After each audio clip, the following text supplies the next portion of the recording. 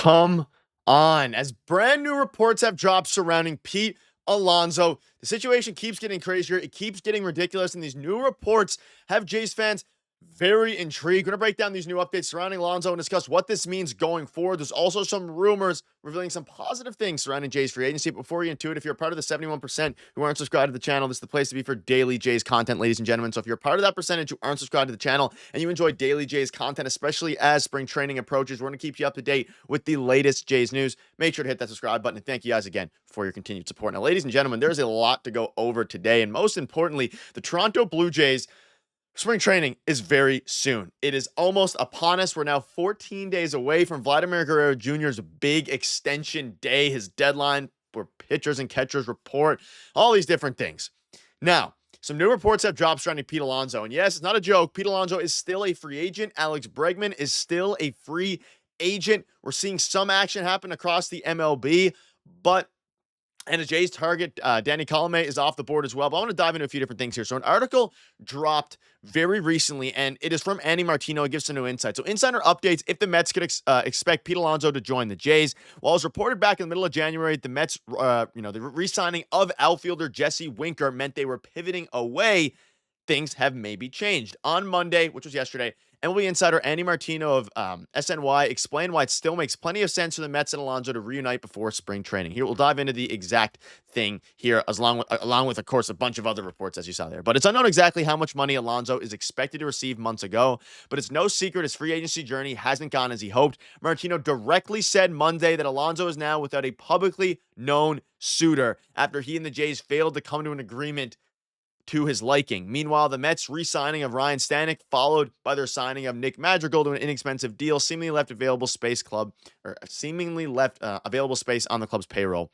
Martino mentioned that Mets president David Stearns always preferred to have Alonso. And then, of course, you have at the bottom Bob Nightingale saying it's almost inevitable that a resolution will be reached. So a bunch of new reports here.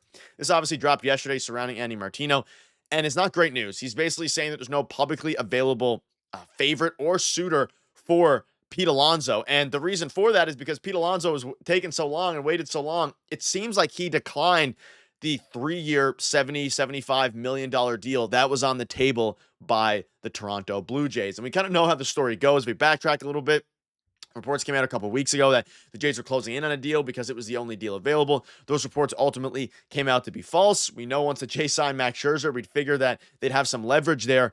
But as of this moment, according to Andy Martino here, there is no publicly known suitor, and that's very interesting. And Andy Martino has kind of been hit or miss. He hasn't been great this offseason. I praised him a little bit in previous videos, but he's kind of been wrong about a lot of the Pete Alonso stuff. But essentially, the Jays were at this, as we thought, and again, could still be the case, had the only available offer on the market for Pete Alonso. Because Steve Cohen and the Mets gave Pete Alonso an offer following the end of the season, and he declined it. So then Steve Cohen basically removed the offer, came out and said to the public, hey, we're going to just not go for Pete Alonso. However, after that, they've kind of been in talks since then, and things have started to get a little bit interesting. So for the past couple of weeks now, we've just assumed that the Jays had the only offer on the table. I made a video on it a couple days ago, basically talking about how the Jays at this point are just waiting because Pete Alonso seemingly wants to be a New York Met badly. Steve Cohen does not want to pay the price that Scott Boras and Pete Alonso are requesting. So as a result, the Jays are the only team left with an offer. It's hard to see anything that would prevent a warm reunion. Martino added about the Mets welcoming Alonso back after Cohen said that the negotiation process had been an exhausting one. At this point, both the Mets and Alonso probably need each other coming off the club's trip to the 2024 NLCS. And it's funny that he says, I've hard to see anything that would prevent a warm reunion. Steve Cohen literally came out. And said that, it's been an exhausting negotiation. But clearly, it hasn't been exhausting enough to where Pete Alonso has shifted his sights to the Toronto Blue Jays. And it's getting to the point now where I think most Jays fans are pretty exhausted about this. Like, if Pete Alonso doesn't want to be a Blue Jay, then let him sign with the New York Mets wherever he goes. Obviously, there's been some rumblings lately about specifically Alex Bregman, about a lot of those guys.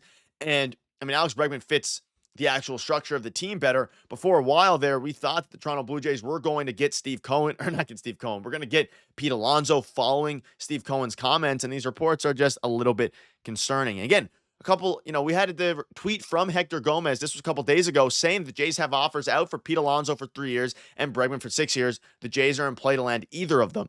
Now, again, with Steve Cohen and specifically Scott Boras, a lot of this is probably smokescreens. Um, I still think the Jays have an extremely good chance of landing Pete Alonso. I don't think that the Mets are going to come up of the price. It seems, according to all reporters, specifically even John Heyman came out the other day, it seems pretty firm on the fact that Pete Alonso and the Mets, like the Mets, I don't think want to increase their offer. And I'm not exactly sure that Pete Alonso is going to leave a ton of money on the table or even that the Mets are going to give back the offer that they initially had. And when you're talking about that report from Hector Gomez, we're hearing 3 years, $75 million, I believe with an opt out after the first year for Pete Alonso. I think that that's going to end up being the only offer that is on the table, which will then I'm hoping will be accepted. But at this point, like it's getting to the point where there's a good chance that this gets dragged on into spring training. I could see this getting dragged into spring training. I could see them waiting it out. And it seems like at this point, Pete Alonso has no problem waiting until spring training to see if the New York Mets will increase their offer once they realize how, you know, maybe if the lack of their depth and how badly they need Pete Alonso, which I don't think is Steve Cohen's style or David Stern's style over there in New York. But I mean, Pete Alonso is coming off of the worst season of his career. And then before that, we know he was offered a 6-year, $156 million deal or something around that nature from the New York Mets, something around 6 years, 156. So if you're offered something around that ballpark and you decline it, you can't be mad now that only teams are only offering you the 3 years. And again, we saw this last week. The Toronto Blue Jays have really been Alonso's only serious suitor outside of the Mets. So it's between the Mets and the Toronto Blue Jays. And even though you have a new report now saying that, again, without a publicly known suitor after the Jays failed to come to an agreement, which the way that he's wording it is that the Jays now are out on Pete Alonso, even though we're hearing multiple reports from different people saying that that's not the case. You have Bob Nightingale kind of talking about how a reunion between Alonso and the Mets was the most likely scenario. Alonso is simply running out of alternatives. The first base carousel moved quickly in December with nearly 1/3 of teams in baseball switching first baseman and leaving Alonso standing. I think the Jays are still a pretty clear alternative. You have reports from Mockbaum coming out that the Jays are still favored to land Pete Alonso. The offer is still on the table exceeding 75 over 3. Pete has seemingly closed the doors. Pete, again, take that as you will. You have some other random rumors circulating. The Jays remain confident they'll land Pete Alonso. Like, everybody's coming out now. We know how these rumors work. I'm only throwing them in there because it's crazy how ridiculous this situation has gotten from Doug Doucette to actual MLB writers, Mark Healy. Like, all these guys are saying the Jays were going to get Pete Alonso. Hasn't happened. I still remain confident in the Jays' ability to get these guys. And I think ultimately, despite this report, I have a little bit of faith. But either way, at this point, Pete Alonso has to just make a decision. It's getting ridiculous. It's getting out of hand. And I'm at the point now where if he doesn't want to be a Toronto Blue Jay and the best offer has been on the table for 2 weeks and the Mets haven't even made an offer since their initial offer, then just either walk away or just leave your offer as is and hope he comes to you. And if he doesn't, you pivot, you move on, and you get one more bat. But let me know down below what your thoughts are. The situation's getting ridiculous. We're going to keep you up to date with all the latest Jays news. So make sure to hit the subscribe button. Thank you guys for watching, and we'll see you later. Cheers.